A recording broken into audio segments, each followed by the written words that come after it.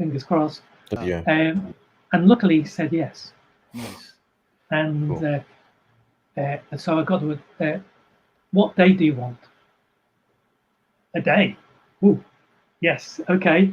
So so I arranged for another meeting at research trip, and I had a day with George, and I arranged it at the beginning of my research trip, and so it became a matter of me turning up, and so I go into the main house, 10 a.m.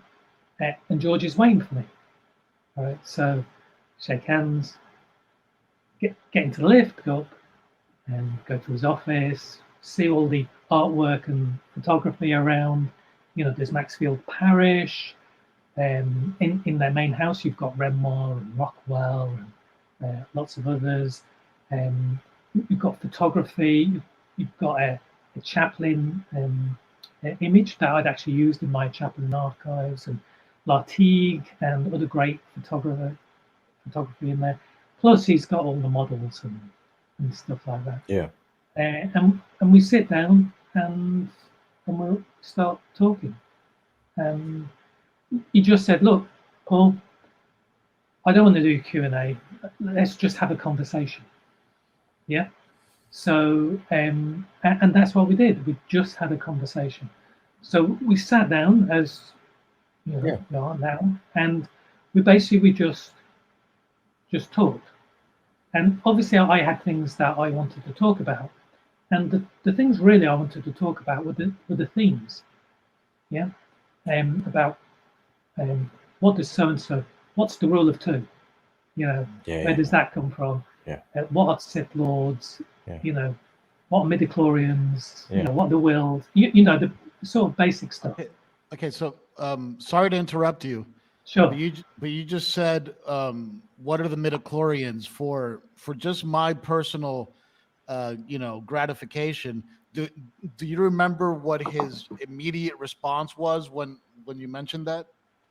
Well, the thing is that I probably never actually said what are midichlorians. Right. Damn. Right. We probably what happens in the conversation is that you talk and you see where the conversation leads.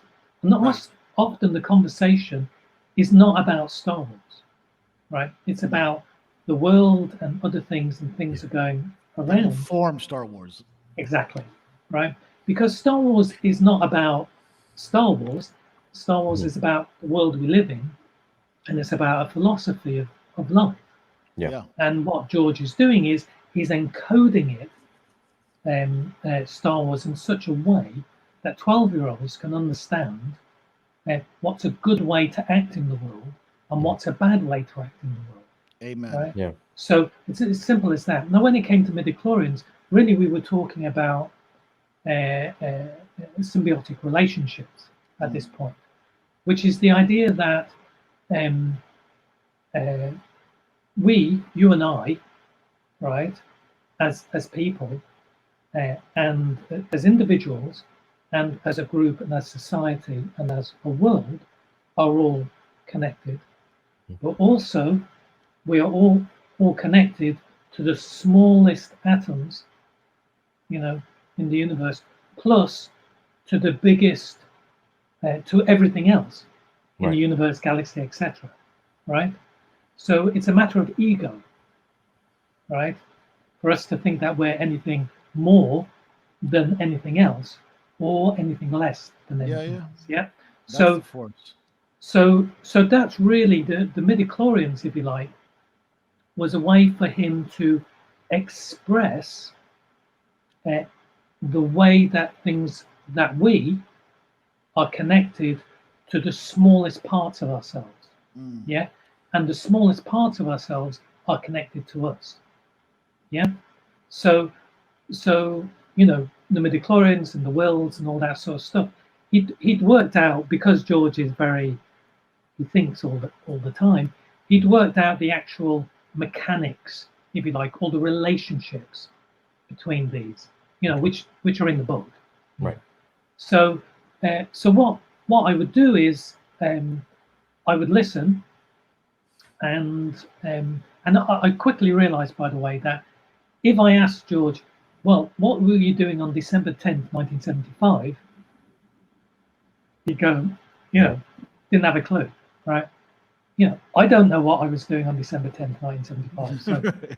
So why should George know? Yeah. And so if I was looking for specifics like that, I had to find it through the paperwork. Yeah. I see.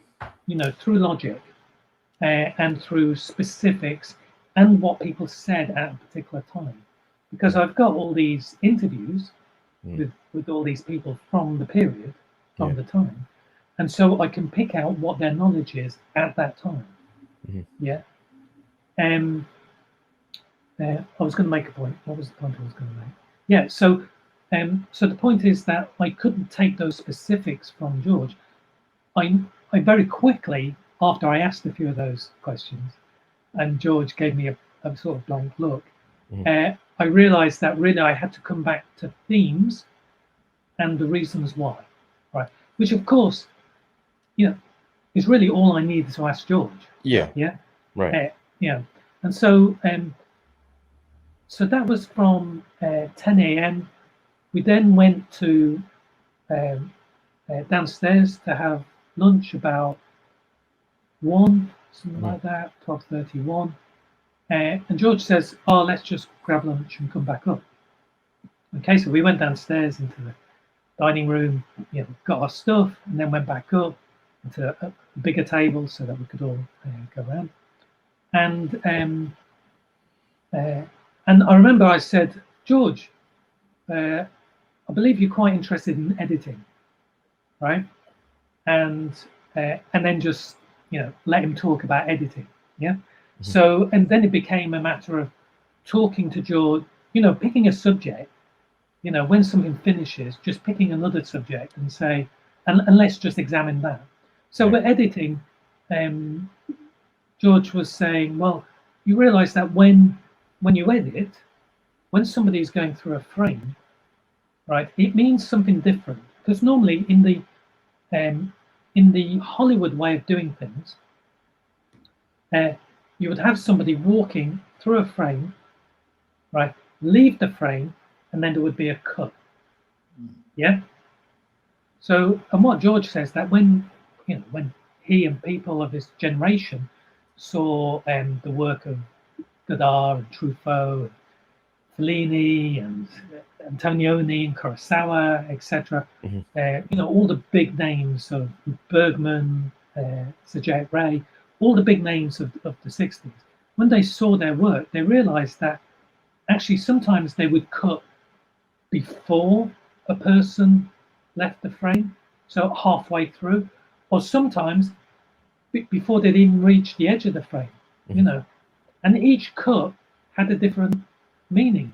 It had a different psychological effect on the viewer.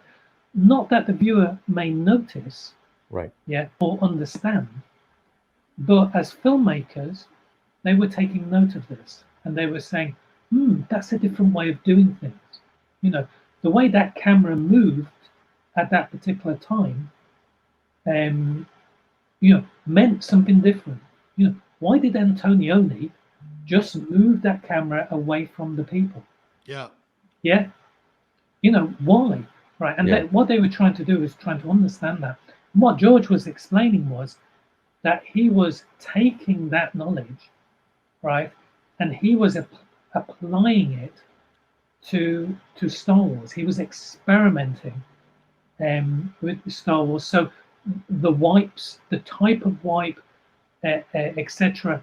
It not only related to Flash Gordon, the serial, but also related to Kurosawa. Yeah. So and so the use of it and the why of it and the how, which type you select.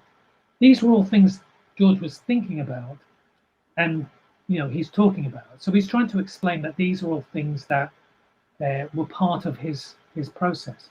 And so that then goes up to about I don't know what time we finished that first day, but it must have been around 4 or 5 o'clock. And Wow. as it happened, I was so we said goodbye, whatever. And George says, "Well, you know, if you need to talk anymore, just let me know." And I said, "Yeah, well, I think it would be good because at that time I hadn't. Well, I was doing all 6 films in the one book." I said, "Well, we haven't even talked about the prequel trilogy, episodes 1, 2, and 3 yet. So, Yeah. so we need to do that." And he says, "Okay, well, let's arrange a time." Yeah, cool. So, Yeah. so I knew I was coming back,